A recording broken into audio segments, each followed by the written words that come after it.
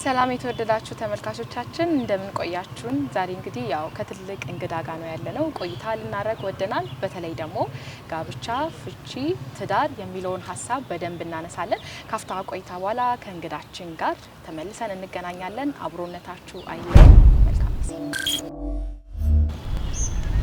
እንግዳችንን ጥሪያችንን አክብረ እዚህ ስለተገኘ እጅግ በጣም አመሰግናለሁ። እኔም አመሰግናለሁ። ያው ተዋውቀናል በርግጥ ግን ያው ለመተዋወቅ ያህል ጨዋታ ለመጀመር ያህል እንተዋወቅ። ስሜ ድጋፊ አገዘ ይባላል። የገዶ ዞን ከፍተኛ ፍርድ ቤት ምክትል ፕሬዝዳንት። መልካም እንግዲህ ንግግሮቻችንን ጨዋታዎቻችንን ለማሳመር ከስራውትም አንፃር አንቱ ልበል አንተ ብትይኝ ደስ ይለኛል። እሺ መልካም አመሰግናለሁ። በዋናነት ያው ይሄን እጃችን ላይ የሚገኘውን ትልቅ መጽሐፍ እንደጻፉ ይታወቃል። ወደ መጽሐፉም ወደ በኋላ መለስ ብለን ብዙ የምናያቸው ጉዳዮች አሉ። በተለይ የእርሶ መጽሐፍ ይቅርታ ያንተ መጽሐፍ እንግዲህ ጋብቻ፣ ፍቺ፣ የንብረት ክፍፍል ህግ በኢትዮጵያ ምን ይመስላል የሚል መጽሐፍ ነው እና ወደዛ ከማለፋችን በፊት በተለይ ደግሞ የፍቺ ሂደቱን ከማየታችን በፊት ትዳር ሲኖር ነውና ፍቺ የሚኖረው በመጀመሪያ ትዳር ራሱ ምንድነው ወደሚለው ሀሳብ እንምጣ። በትዳር የሚለውን ትርጉም ከመስጠታችን በፊት ትዳር ከጋብቻ በኋላ የሚመጣ ስለሆነ ጋብቻ ማለት ምን ማለት ነው የሚለውን ማየት በጣም አስፈላጊ ነው። በእርግጥ ጋብቻ ለሚለውም ትርጉም በቀላሉ መስጠት እና ሁሉንም የሚያስማማ ሁሉንም የሚያግባባ ትርጉም መስጠት በጣም ይከብዳል። ለመሰለሽ ሰዎች ይሄንን ትርጉም የሚሰጡት ለጋብቻ ትርጉም የሚሰጡት ራሳቸው ከሚኖርበት ልምድ ራሳቸው ከሚኖርበት የጋብቻ አይነት ለምሳሌ በአንድ ጋብቻ የሚኖሩና በጋብቻ ላይ ጋብቻ ድርብ ጋብቻ ፈጽመው የሚኖሩ ሰዎች ለጋብቻ ያላቸው አተያይ ትርጉም ይለያያል። የስነ ልቦና ባለሙያዎች፣ የህግ ባለሙያዎች፣ የማህበራዊ ሳይንስ ባለሙያዎች ለጋብቻ የሚሰጡት ትርጉም ከየራሳቸው ፊልድ አንፃር የሚሰጡት ስለሆነ ትርጉማቸው ይለያያል። ስለዚህ ለጋብቻ ሁሉን የሚያስማማ ወጥ የሆነ ትርጉም መስጠት አይቻልም፣ ቀላል አይደለም። ነገር ግን ከኛ ሀገር ኮንቴክስት አንፃር ከኛ የቤተሰብ ህግ አንፃር የጋብቻ ማለት ምን ማለት ነው የሚለውን መተርጎም ይቻላል። ከኛ ከደቡብ ኢትዮጵያ ቤተሰብ ህግ አንፃር ጋብቻ ማለት ለጋብቻ የደረሱ እድሜያቸውን ለጋብቻ ያደረሱ ወንድና ሴት የጋብቻ ዝምድና የሌላቸው ወይም የደም ዝምድና የሌላቸው በዘላቂነት አብረው ለመኖር የግብረ ስጋ ግንኙነት እያደረጉ በዘላቂነት አብረው ለመኖር የሚያደርጉት ስምምነት ነው ብለን መተርጎም እንችላለን ማለት ነው። በእነኚህ ትርጉሞች ውስጥ ያሉ ኤሌመንቶችን ለማየት በዘላቂነት አብረው ለመኖር የሚለው ከኛ ከኢትዮጵያ ኮንቴክስት አንፃር ጋብቻ የሚፈጸመው ለጊዜያዊነት አይደለም። አንድ ላይ በክፉም በደጉም እስከ ህይወታቸው ድረስ ለመኖር ስለሆነ በዘላቂነት የሚለው የተቀመጠው በቀላሉ አይደለም ማለት ነው። ሁለተኛ አንዲት ሴትና አንዲት ወንድ ነው ያልኩት። ስለዚህ በእኛ ሀገር ኮንቴክስት የተፈቀደው ጋብቻ አንድ ጋብቻ ነው፣ ሞኖጋመስ ሜሬጅ የምንለው ማለት ነው። በሌላ ሀገር ግን በህግ ደረጃም ቢሆን ሁለትና ከዛ በላይ ጋብቻዎች ወይም ፖሊጋመስ ሜሬጅ የምንለው ተፈቅዶ እናገኛለን ማለት ነው። ስለዚህ በቀላሉ በሰጠነው ትርጉም ከህጋችን አንፃር ይሄን ትርጉም ስለ ጋብቻ መስጠት እንችላለን ማለት ነው። ስለዚህ ትዳር ደግሞ የሚጀምረው ከዛ ስለሆነ ማለት ነው። ሁለተኛ ለጋብቻ እየደረሱ ሴቶችና ወንዶች ብለን ትርጉም ሰጥተናል ማለት ነው። ይሄ ትርጉም የተሰጠው ለምንድን ነው? ጋብቻ ለመፈጸም ራሱ የእድሜ ማድረስ ይፈልጋል፣ መብሰል ይፈልጋል ማለት ነው። በህጋችን ጋብቻ አንድ ሰው ጋብቻ ለመፈጸም ሊያደርስ የሚገባው እድሜ እንዳለ በግልጽ ተቀምጧል ማለት ነው። ስለዚህ እንደዚህ ብለን ትርጉም መስጠት እንችላለን ማለት ነው። መልካም እንግዲህ ትዳርን ወይም ጋብቻን በዚህ ልክ እንዲህ ካብራራን ሰዎችን ወደ ፍቺ የሚወስዳቸው ወይም ደግሞ ትዳራቸውን ጋብቻቸውን እንዲያቋርጡ ወደ ፍቺ እንዲያመሩ አሁን ላይ በደንብ እናስተውላለን። እንግዲህ የፍቺ ሂደቱ 54 በመቶ የሚባል አይነት መረጃዎች አሉ። እጅግ በጣም ፈጣን ነው የመጋባት ወይም ደግሞ የትዳር ሁኔታውን ፈጣን ነው። በዛውም ልክ ደግሞ እናንተ በምትሰሩበትም አካባቢ ለዛ እጅግ በጣም ቅርብም ሰው ስለሆንክ እንግዲህ ብዙ ሂደቶችን ክሶችን ትመለከታለ የፍቺ ሂደቶችና ይሄንን የሚያጣድፉ ወይ ደግሞ በዚህ ልክ ፍቺ እንዲፈጸም ዋና ዋና ምክንያቶቹ ምን ሊሆኑ ይችላሉ? የፍቺ ምክንያቶችን እና መንስኤዎችን ካነሳን በርካታ መንስኤዎች ናቸው ያሉት። በቀላሉ መዘርዘር አይቻልም። መንስኤዎቹም እንደየተጋቢዎቹ ይለያያሉ። ወደ ዋና ፖይንት በምንመጣበት ጊዜ ፍቺ ለምንድን ነው የበዛው የሚለውንና ስናነሳ ፍቺ የበዛባቸው ምክንያቶች በዓለም ደረጃ በተደረጉ ጥናቶችም በአፍሪካም በኢትዮጵያም በተደረጉ ጥናቶችም በምንመለከትበት ጊዜ ጥናቶቹ የእርስ በርስ የሚስማሙባቸው ነገሮች ቢኖርም የሚለያዩባቸው ምክንያቶችም አሉ ማለት ነው። ስለዚህ ሰፊ ነው የፍቺ ምክንያቶች ማለት ነው። መንስኤዎች ሰፊ ናቸው ማለት ነው። ግን በአጠቃላይ የኢኮኖሚያዊ መንስኤ፣ የማህበራዊ መንስኤ፣ የስነ ልቦና መንስኤ ብለን ጠቅልለን ማስቀመጥ እንችላለን ማለት ነው። የማህበራዊ መንስኤን በምናነሳበት ጊዜ ቅድም አንስተናል። ፍቺን ጋብቻን ለመፈጸም በእድሜ መብቃት ይፈልጋል። ስለዚህ በእድሜ ያልበቁ ሰዎች ትዳር ውስጥ ብዙ ኃላፊነቶች አሉ።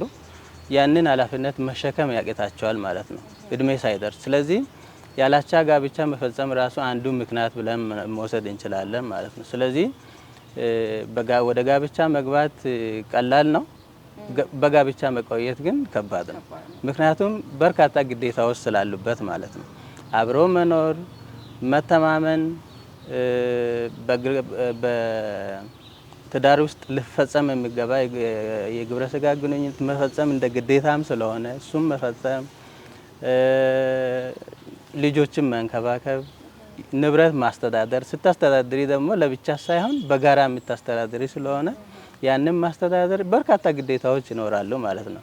ስለዚህ በእድሜ ያልበቃ ሰው ደግሞ የእነኛን ግዴታዎች መሸከም ሲያቅተው መጨረሻ ላይ ወደ ፍቺ ያመራል ማለት ነው። አንዱ ማህበራዊ መንስኤ ብለን እንወስዳለን ማለት ነው። ሌላኛው ጣልቃ ገብነት ነው። የአቻ ጓደኛ ጣልቃ ገብነት፣ የቤተሰብ ጣልቃ ገብነት በሚኖርበት ጊዜ እነኛ ጣልቃ ገብነት ከፍ ባሉ ጊዜ ለፍቺ የሚያመሩ ናቸው ማለት ነው። በመሰረቱ ቤት መመራት ያለበት በባልና ሚስት ነው፣ በእኩልነት ማለት ነው። የቤት መሪዎች አመራሮችም እነርሱ ናቸው። ስለዚህ እኔ ለመምራት አለብኝ መመራት ያለበት እንደዚህ ነው ብሎ ሌላ ሶስተኛ ወገን ከባል ወገንም ሊሆን ይችላል፣ ከሚስት ወገንም ሊሆን ይችላል ጣልቃ የሚገባ ከሆነ ይሄ ትዳር ዞሮ ዞሮ ወደ ፍቺ የማምራቱ ቴንደንሲ ከፍተኛ ይሆናል ማለት ነው። ስለዚህ ይሄ አንዱ የማህበራዊ መንስኤ ብለን የምንወስደው ነው ማለት ነው። ወደ ኢኮኖሚ መንስኤ በምንወጣበት ጊዜ የትዳር ወጪዎች አሉት፣ ወጪዎች ይኖሩታል። አንዱ ተጋቢ የትዳር ውስጥ ወጪን እና የቤተሰብ ወጪን መሸፈን ካልቻለ ሌላኛው ተጋቢ ያንን ወጪ መሸፈን ግዴታ አለበት፣ በሕጉ የተቀመጠ ማለት ነው። ስለዚህ ኢኮኖሚ የሌለ ሰው ደግሞ የትዳር ውስጥ ሊደረጉ የሚገቡ ለህፃናት ሊደረጉ የሚገቡ እንክብካቤዎችን ማድረግ ስሳናቸው ዞሮ ዞሮ ወደ ውጪ ነው ማየት የሚጀምሩት ማለት ነው። ያ ደግሞ የሚወስደው ዞሮ ዞሮ አለመግባባቶችን ይፈጥራል፣ ሌሎች ችግሮችን ሊያስከትል ይችላል ማለት ነው። ስለዚህ ኢኮኖሚ ራሱ አንዱ ምክንያት ነው ብለን ልንወስድ እንችላለን ማለት ነው። ወደ ሌላኛው በምንመጣበት ጊዜ ሱሰኝነት፣ የመጠጥ የሱሰኝነት፣ የአደንዛዥ እጾች ሱሰኝነት፣ እነኚህ ነገሮች ዞሮ ዞሮ ወደ ፍቺ የሚያመሩ ምክንያቶች ነው ብለን እንወስዳለን ማለት ነው። አለመቻቻል፣ በትዳር ውስጥ መቻቻል በጣም አስፈላጊ ነው። መግባባት፣ የሀሳብ ልውውጥ ሊኖር ይገባል። አንዱ የሚያነሳውን ሀሳብ ሌላው እየደገፈ ልዩ ሀሳብ በሚመጣበት ጊዜ ደግሞ ተቻችሎ የማይከድ ከሆነ ትዳር ቀላል አይደለም። ያንን የማናደርግ ከሆነ የሀሳብ ልዩነት ራሱ የአይዲዮሎጂ ልዩነት ራሱ ትዳርን ሊበትን ስለሚችል ምንም እንኳን ሰዎች የየራሳቸው ፍላጎት ሊኖር ይችላል፣ ትዳር ደግሞ ከዛ በላይ ነው። ስለዚህ እነኛ ነገሮች ማንሳት እንችላለን ማለት ነው። የጭንቀት ማንሳት እንችላለን። ከስነ ልቦና አንጻር በምናይበት ውጥረት፣ የስራ ውጥረት ራሱ ማለት ነው። ይሄ ለብዙ ለበሽታዎችም ጭምር የሚዳርግ ስለሆነ ዞሮ ጭንቀት በሚኖርበት ጊዜ፣ ውጥረት በሚኖርበት ጊዜ በህይወት ላይ ሊያስከትሉ የሚችሉ በርካታ ምክንያቶች፣ ጉዳቶች ስለሚኖር እነኚህ ሁሉ ሊያመጡ ይችላሉ ማለት ነው። ስለዚህ በአጠቃላይ ስናይ ምክንያቶቹ በርካታ ናቸው። ለፍቺ የሚያበቁ ምክንያቶቹ በርካታ ናቸው። ግን የማህበራዊ ምክንያት፣ ኢኮኖሚያዊ ምክንያት፣ የስነ ልቦና ምክንያት ብለን ማንሳት እንችላለን ማለት ነው በቀላሉ። መልካም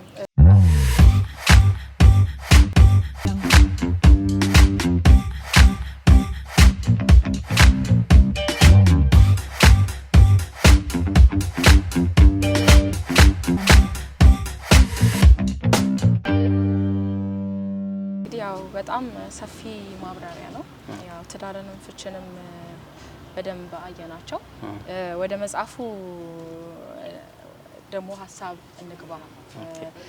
እንዴት ነው ወደዚህ መጽሐፍ ሀሳብ የመጣኸው? ይህ መጽሐፍ እንግዲህ መጽሐፍ ከመሆኑ በፊት እንግዲህ ሀሳብ ላይ ብዙ ተለፍቶበት ብዙ ተደክሞበት መጀመሪያ ሲጠነሰስ ራሱ እንዴት አሰብከው ይሄንን መጽሐፍ ለመጻፍ? ምን ይመስላል እስቲ ሂደቱ መጽሐፍ ከመውጣቱ በፊት የነበረው? መልካም። እኔ የዳኝነት እና ተያያዥ ስራዎችን የጀመርኩት በ2005 ዓመተ ምህረት ነው።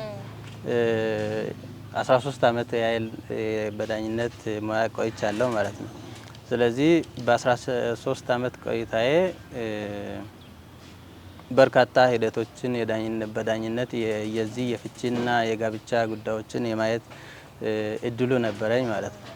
ስለዚህ ያገኘኋቸውን ልምዶች የተጠራቀሙ ልምዶችን ዝም ብዬ ከሚይዝ ሌሎች ከኔ ኋላ ያሉት እኔ ሲኒየር ነኝ፣ ከኔ በስተጀርባ ያሉት እኔን የሚከተሉ ዳኞች፣ የህግ ባለሙያዎች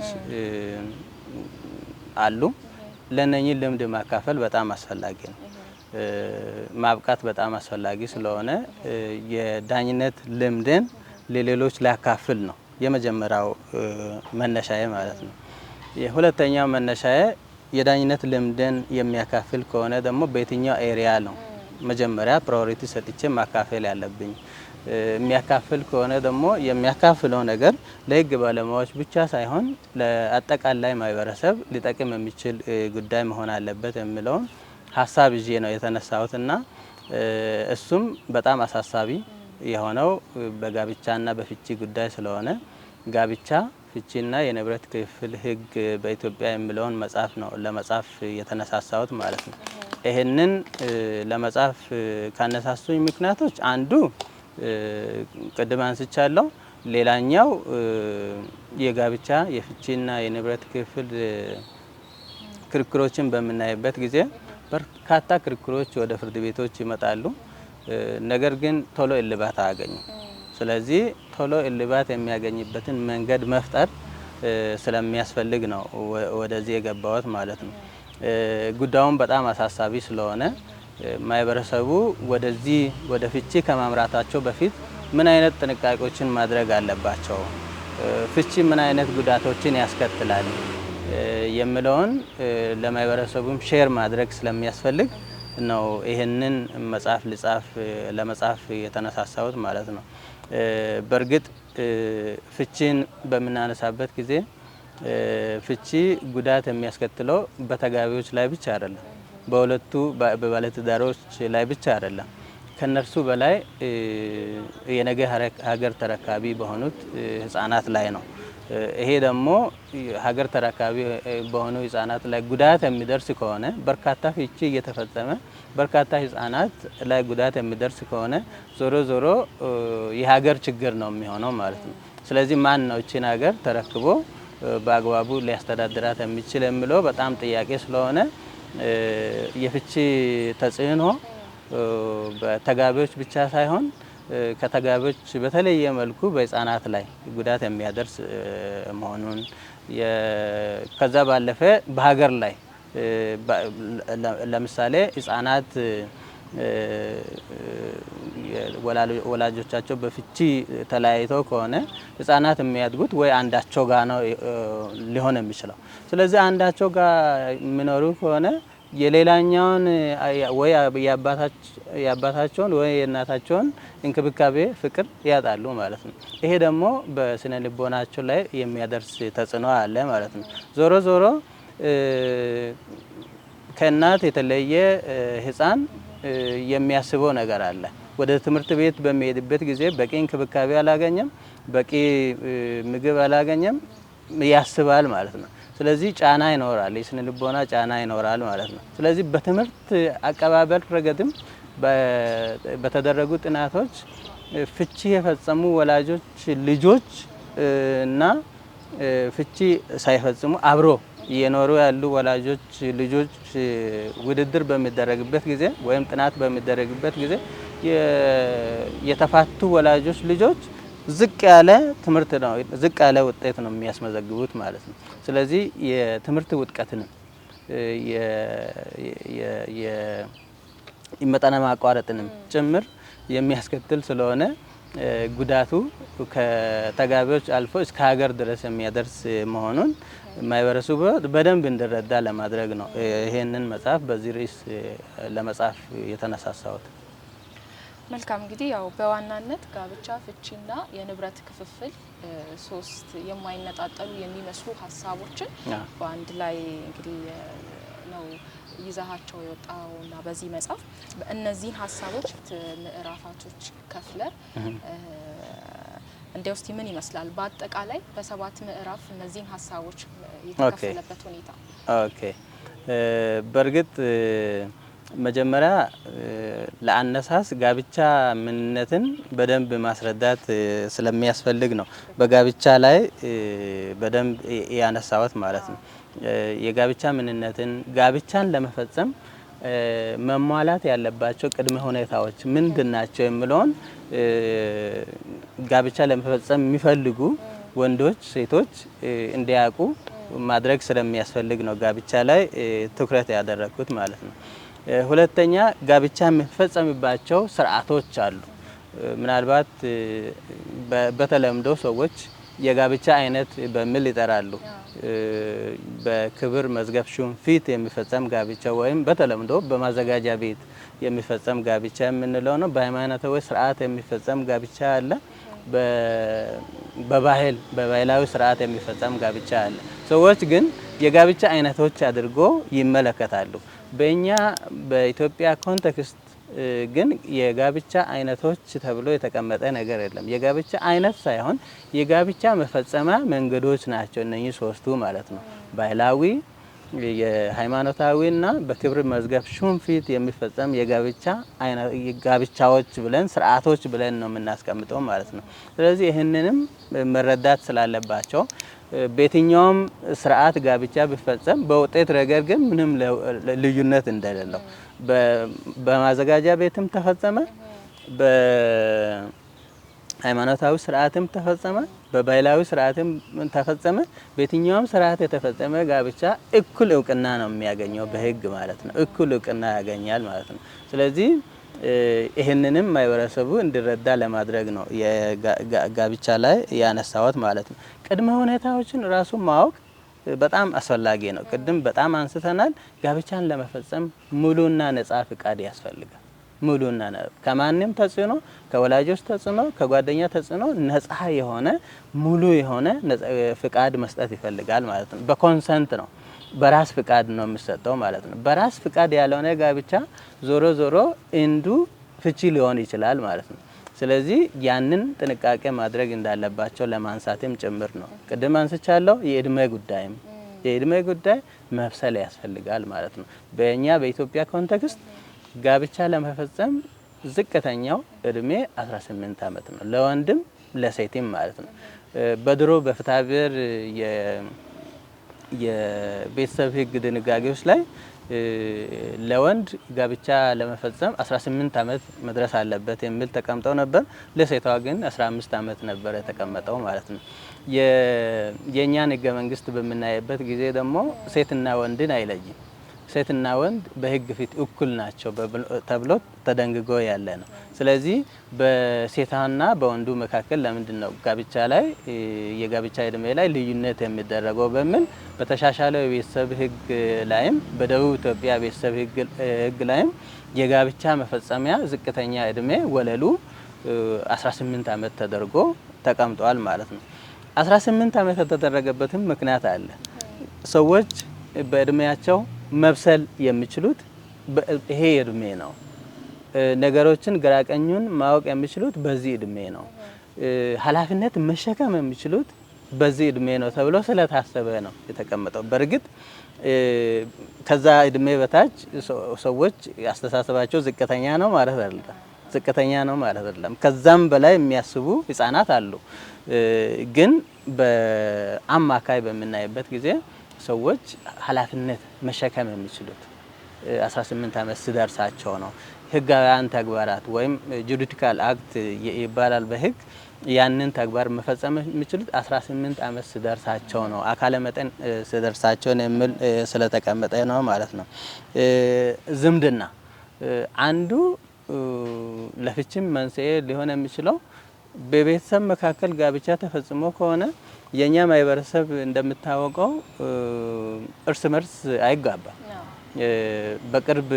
የቅርብ ዘመዳሞች እርስ በርስ አይጋቡም። ሁለት ሰዎች ግን ዘመዶች ሳያውቁ ሊጋቡ ይችላሉ። መጨረሻ ላይ ግን በቤተሰቦቻቸው ላይ ይሄ ጋብቻ ተቀባይነት ከሌለው የባህል ተጽዕኖም ስለሚኖር ጋብቻ የመፍረሱ ቴንደንሲ ከፍተኛ ነው የሚሆነው ማለት ነው። ሁለተኛ ሳይንሳዊ ምክንያትም አለ።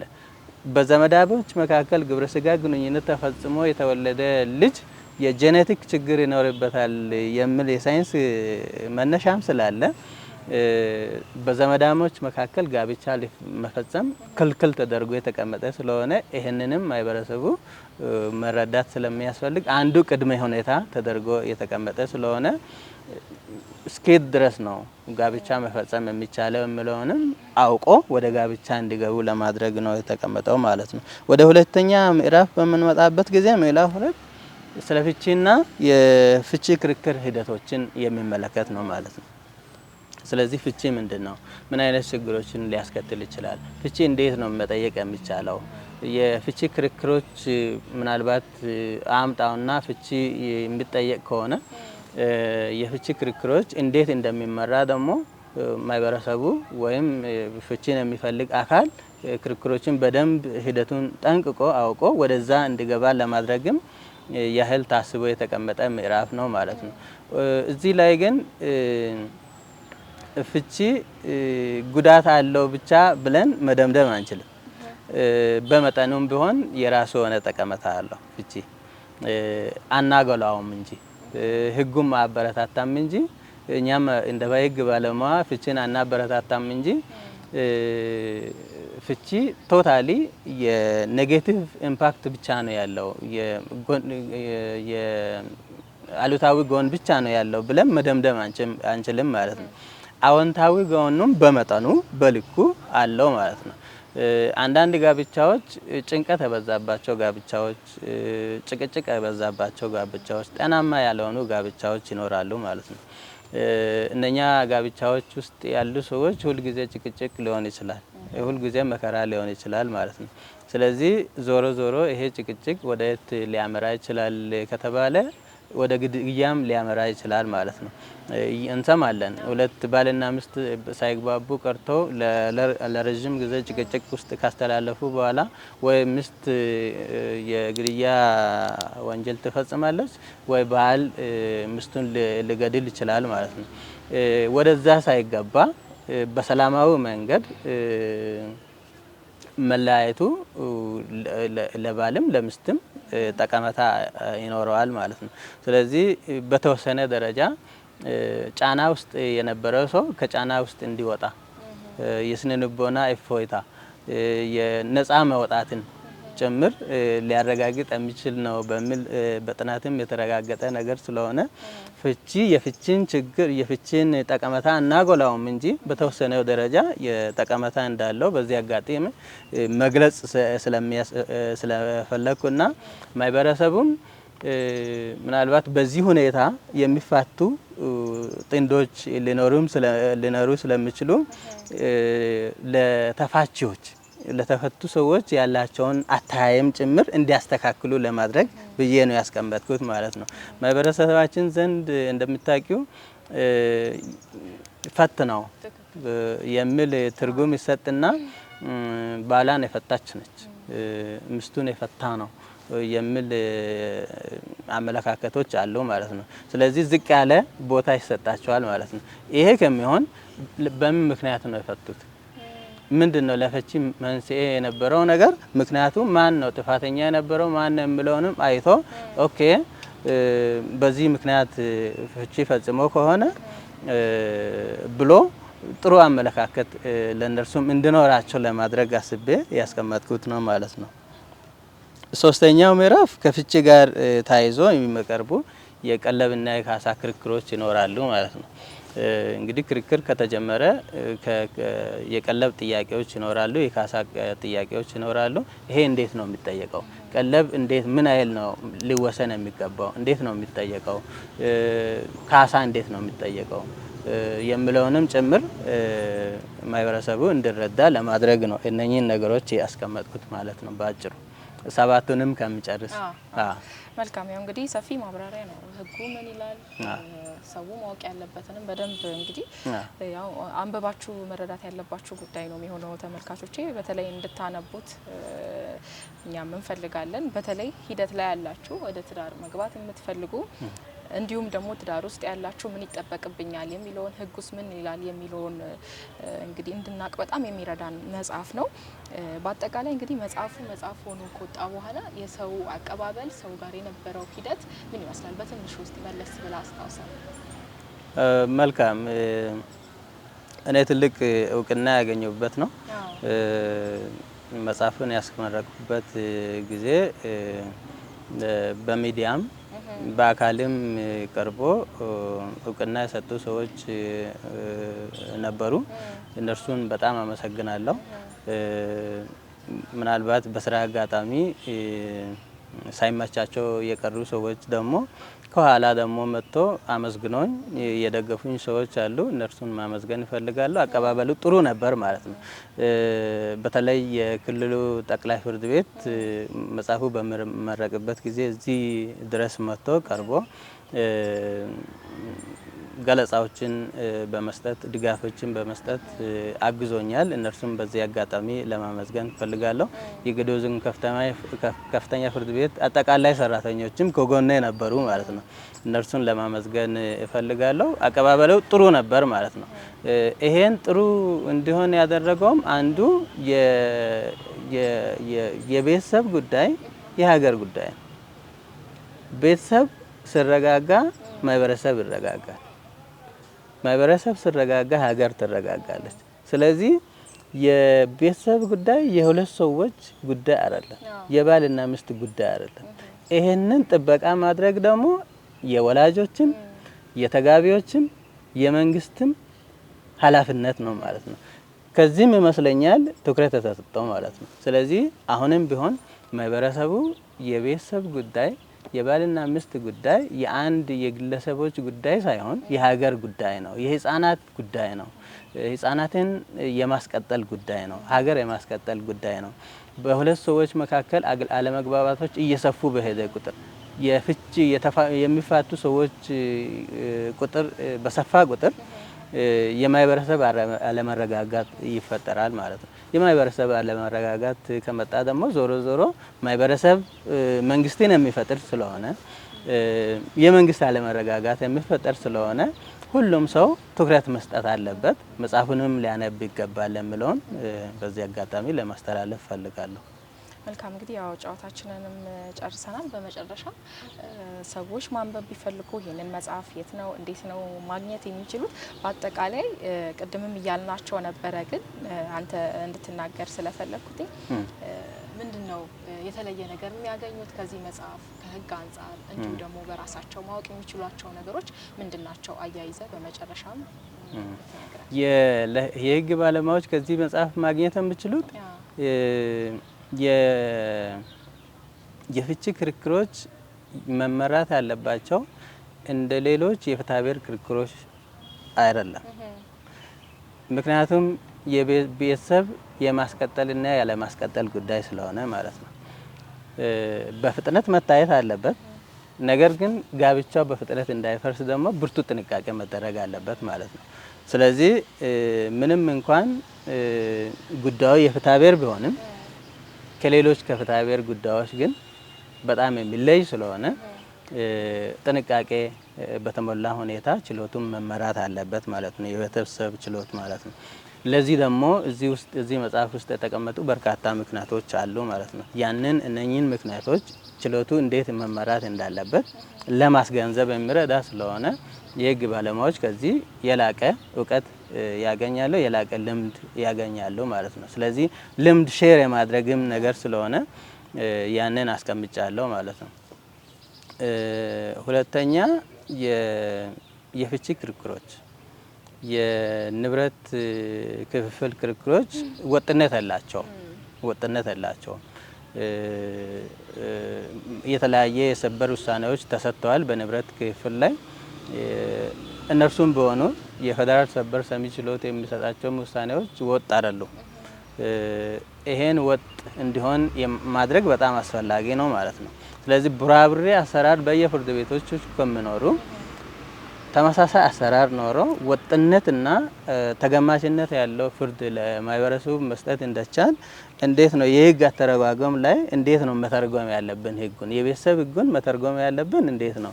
የቤተሰብ ህግ መተርጎም ያለበት በደረቁ ሳይሆን ቤተሰብ ለማጽናት በሚደረግ ጥረት ውስጥ ነው መተርጎም ያለበት ማለት ነው። የፍቺ ክርክሮችን መመራት ያለባቸው እንዲሁ በደረቁ ሳይሆን ጋብቻ እንዳይፈርስ በቀላሉ እንዳይፈርስ እያደረግን ነው ማለት ነው። ስለዚህ ስክነት ይፈልጋል ማለት ነው። በስክነት መምራት እንደሚያስፈልግ እዚህ የተቀመጡ ነገሮች ስላሉ ይህንን አንብበው የህግ አተረጓጎንም በቀላሉ መረዳት የሚችሉ ስለሆነ ከዚህ የህግ ባለሙያዎች በርካታ እውቀቶችን ሊያገኙ ይችላሉ ማለት ነው። መጽሐፉ ሲዘጋጅ ለህግ ባለሙያዎች ብቻ ተደርጎ አይደለም፣ በህግ ቋንቋ ሳይሆን በአማርኛ ነው የተጻፈው ማለት ነው። በአማርኛ ያልኩት በቀላል ቋንቋ መጽሐፉን ለመግለጽ ነው ማለት ነው። ስለዚህ ማንም ሰው ይህንን መጽሐፍ ለመረዳት የግድ ህግ መማር የለበትም ማለት ነው፣ በህግ ቋንቋ ስላልተጻፈ ማለት ነው።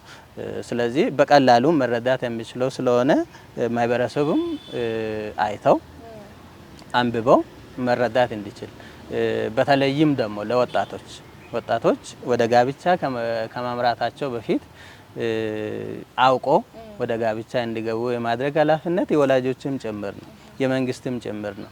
በነገራችን ላይ መንግስትም ለጋብቻ ጥበቃ ያደርጋል፣ ግዴታም ነው።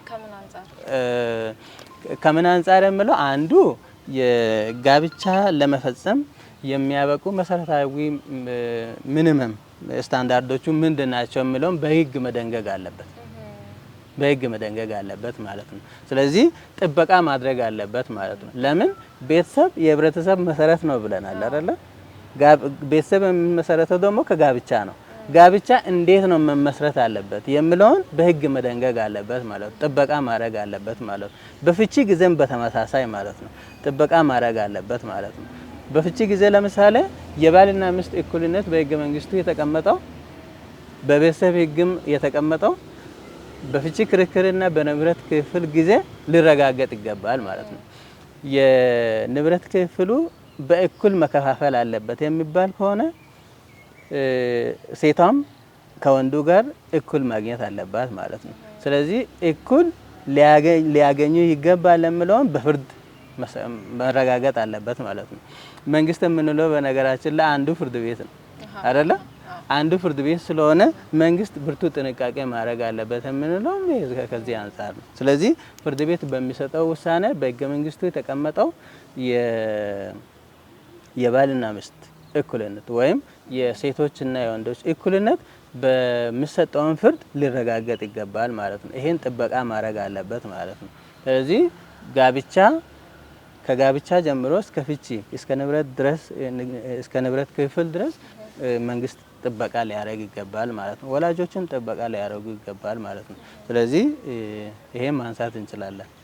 መልካም እንግዲህ ያው ጨርሰናል። በመጨረሻ እዚህ መጽሐፍ ላይ አስተዋጽኦ ያላቸው ሰዎች ሊሆኑ ይችላሉ፣ ምናልባትም በስራህም ሊሆን ይችላል፣ ማመስገን የምትፈልጋቸው አካላቶች ካሉ እንዲሁም ደግሞ ይህንን መጽሐፍ እንዴት ነው የት ነው የሚያገኙት የሚለውን አልመለስክልኝም። አጠቃለህ። ኦኬ መጽሐፉን በምጽፍበት ጊዜ እንግዲህ የዳኝነት ስራ ውጥረት ያለበት ስራ ነው። መጽሐፍ ደግሞ ቀላል ነገር አይደለም። ጊዜ ይፈልጋል፣ ስክነት ይፈልጋል፣ መረጋጋትን ይፈልጋል ማለት ነው። ስለዚህ በዛ ውጥረት ውስጥ ነው የጻፍኩት።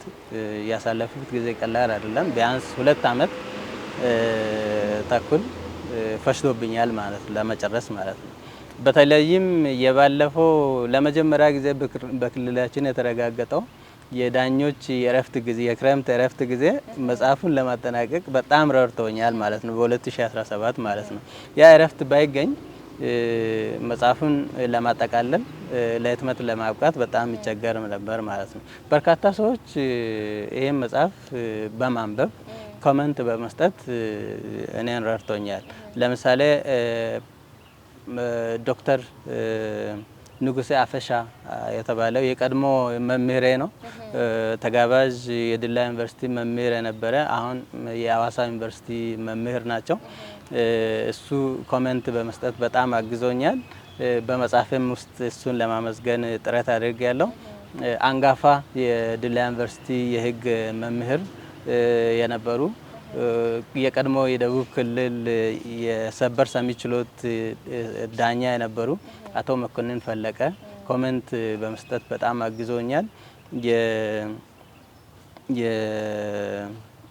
እዚህ ከፍተኛ ፍርድ ቤት ጓደኛዬ እና ዳኛ አቶ አዱኛ አረጋ ኮሜንት በማድረግ አንዳንድ ማቴሪያሎችንም በመስጠት በጣም አግዞኛል ማለት ነው። ባለቤቴ እኔ ይህን የመጽሐፍን ስራ ሌሎችንም ስራ ሰራ በተጓዳኝ ደግሞ ሌሎች ኃላፊነቶችን በመወጣት በጣም አግዛኛለች። ምናልባት የመጽሐፍ በምጽፍበት ጊዜ የዳኝነት ስራም ውጥረት ያለበት ስራ እንደመሆኑ መጠን ወደ ቤት ስገባ ደግሞ ስራ ላይ ሆነሽ ለልጆች በቂ እንክብካቤ ላሰጪ ትችያለሽ። ልጄ ለያ ድጋፌ የመጀመሪያ ልጄ ናት። ምናልባት ስራ እየሰራው መጣ ታስቀኛለች። ስለዚህ ያ ደግሞ ለእኔ አቅም ይሆነኛል ማለት ነው። በዚህ አጋጣሚ እግዚአብሔር ያሳድጋት ለማለት ፈልጋለሁ። በርካታ ሰዎች ያግዘውኛል ማለት ነው። የገዶ ልማት ማህበር የተወሰኑ የመጽሐፍ ህትመት ድጋፎችን በማድረግ አግዞኛል። የዳዊት ቁጠባና ብድር ማህበር የመጽሐፍን ህትመት ለህትመት እንዲበቃ የሚያስችለኝን ብድር በመስጠት አግዞኛል ማለት ነው። የክልሉ ጠቅላይ ፍርድ ቤት መጽሐፉ ከታተመ በኋላ ድጋፍ በማድረግም በጣም አግዞኛል። በርካታ ሰዎችን አግዞኛል። በዚህ አጋጣሚ ጠርቼ ላልጨርስ እችላለሁ ማለት ነው። ስለዚህ እነርሱን አመሰግናለሁ። ቅድም ያነሳሽውን ጥያቄ መጽሐፉ የት ይገኛል ለሚል ነው። መጽሐፉ በነገራችን ላይ ሱቅ ላይ አስቀምጬ ነበረ። አሁን አልቋል ማለት ነው። ስለዚህ ምናልባት የተወሰኑ ጥራዞች ናቸው እኔ ጋር ያሉት። እኔ ጋር ደውለው ማግኘት ይችላሉ ማለት ነው። በተለይም ከፍተኛ ፍርድ ቤት ከመጡ መጽሐፍ ፈልገን ነው ካሉ በቀላሉ ማግኘት የሚችሉ መሆኑን በዚህ አጋጣሚ ለመግለጽ እፈልጋለሁ። መልካም እንግዲህ ያው ስለነበረን ጊዜ ካሉት ሰዓት አጣባው ስለሰጠህን ጊዜ አጣቦም እያልኩኝ እንግዲህ ያወራው ነው ያለሁት። እጅግ በጣም አመሰግናለሁ። እግዚአብሔር ያክብርልኝ። እሺ እኔም በጣም አመሰግናለሁ። በዚች አጋጣሚ ይሄ የጋብቻ የፍቺ ጉዳይ ቀላል ጉዳይ አይደለም። በዚህ ጉዳይ እናንተም ትኩረት ሰጥታችሁ እኔን ጋብዛችሁን ስላነጋገራችሁ ለእኔም እውቅና ነውና እጅግ በጣም አድርጌ አመሰግናለሁ። የተወደዳችሁ ተመልካቾቻችን ቆይታችን እንግዲህ ይህንን ይመስል ነበረ። በቆይታችን እንደተማራችሁበት ቁም ነገር እንደጨበጣችሁበት ባለሙሉ ተስፋ ነን። ወደ ስቱዲዮ እንመልሳችሁ። እኛ ከወዲሁ እንሰናበታችሁ። መልካም ጊዜ